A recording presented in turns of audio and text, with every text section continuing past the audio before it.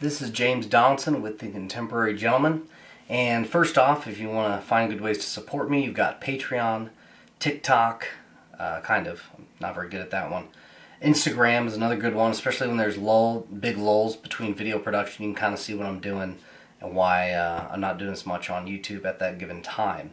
I have recently had a son with my wife, and so a lot of time has been devoted to him, so thank you for your patience. If you've been interested in more videos, more content is coming. Also, I bought a lot of new production equipment, which if you follow me on Instagram, you've seen that, and so learning all that has been interesting. Anyway, gentleman's disclosure.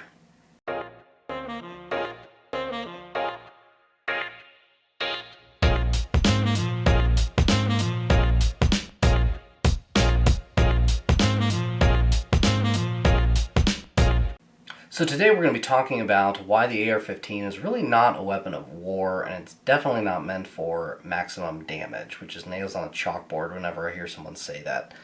We're going to be covering pretty much dispelling some rumors and myths and straight up lies that surround it as a weapon of war. So diving right into it. Now, I am going to have some other videos covering some of these topics in more broader detail. You just can't dispel all the AR-15 lies all in one video in 15 to 20 minutes. So, here I am going to talk about weapon of war. So diving right into the meat and potatoes, AR-15, AR stands for Armalite Rifle, not Assault Rifle, not Automatic Rifle, AR Rifle, Armalite Rifle. Armalite, the platform is based off their second variant. The AR-10 was the first one. It was marketed to hunters. So it was chambered in .308. The military saw an application for it. A very specific few specific applications, not necessarily maiming people, which I'm about to talk about. The other applications, that's another video. So reasons for the rest of it. But let's talk about the round itself.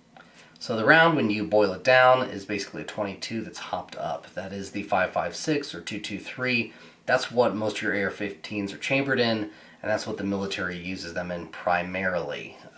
There are some exceptions, which we're not going to talk about because that's a whole other video itself. So, why the 5.56? Well, the U.S. did it because NATO was doing it. Now, why was NATO doing it?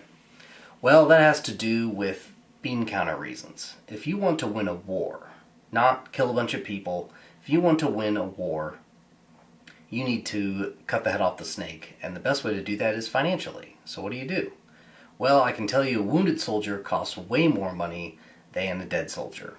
So when you're talking in terms of bleeding out their funds and taking down their government that way, 5.56 is a great way to do that because it's less lethal.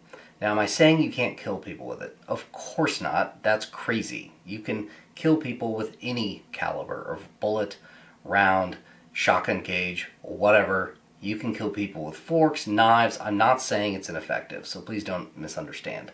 But it is less effective than something like you would shoot out of this, M1. M1 was used primarily in World War II and Korea as the general issue weapon. It has a non-detachable box magazine, and you insert a clip of rounds into it. Yes, a clip, not a magazine. Video on that later. But basically, you pull the action back, put the clip in, rock the action forward, fire, fire, fire. Standard one holds 3 to 8 rounds, depending on the clip you use. And then ping, shoots the clip out. You put another one in. It does have last round holdover, which is nice. Throw the rounds in. Boom, boom, boom, go back to firing. So, I define effectiveness by caliber for the most part. There are many variables when you start comparing guns that, of course, change things. I do have a video on how people should look at guns, which is as tools, and that's completely correct because this is a semi-automatic rifle. People think, oh, AR, let's get rid of ARs. Well, AR is just a type of semi-automatic rifle. The AR also has a detachable box magazine. The M1A from Springfield is chambered in .308, which is a little bit smaller round, but it has a detachable box magazine, which allows for it to be, which allows it to receive very large magazines.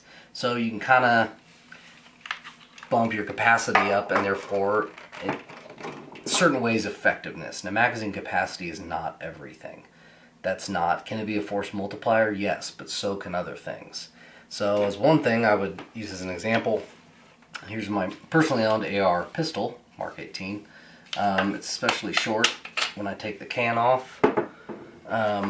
So this is a great gun if you're doing urban warfare. It's outstanding for that. Especially room to room, even with the can on it, it's not that long versus the M1.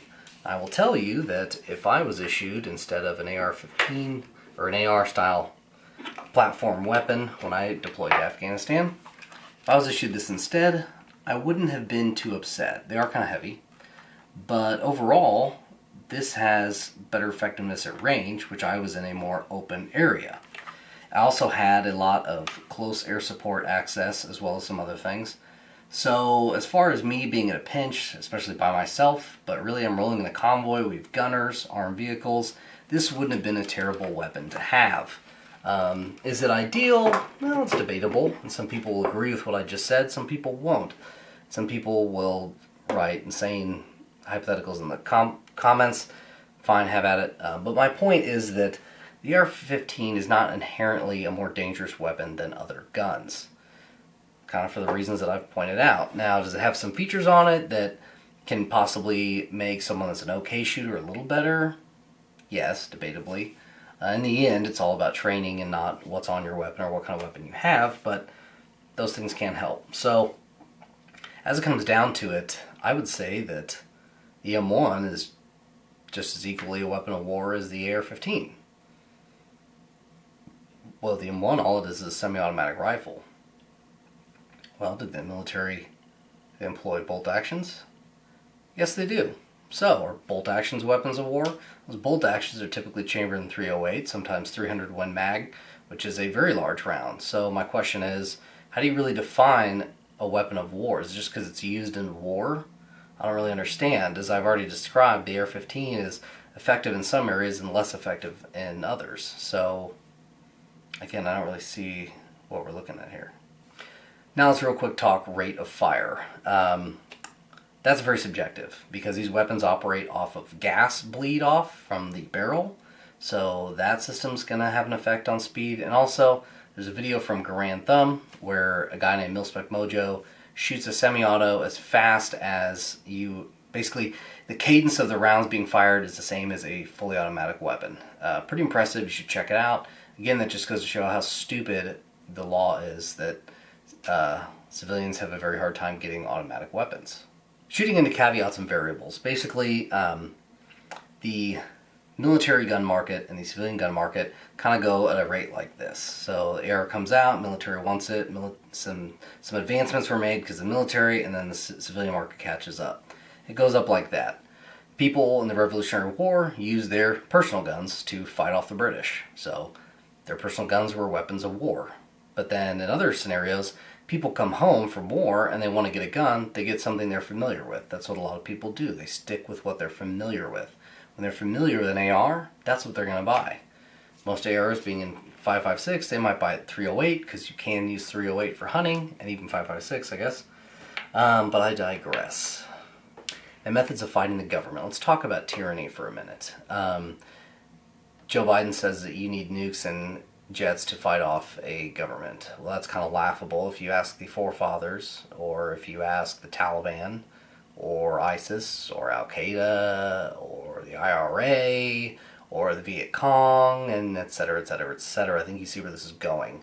Not to mention that a lot of people will say, well, you really think the government will do that? Well, it has. Let's talk about Waco and Ruby Ridge. Both are cases where there was gross government overreach, especially in terms of Waco, where they used methods that are not allowed in war, and they used those methods on U.S. citizens.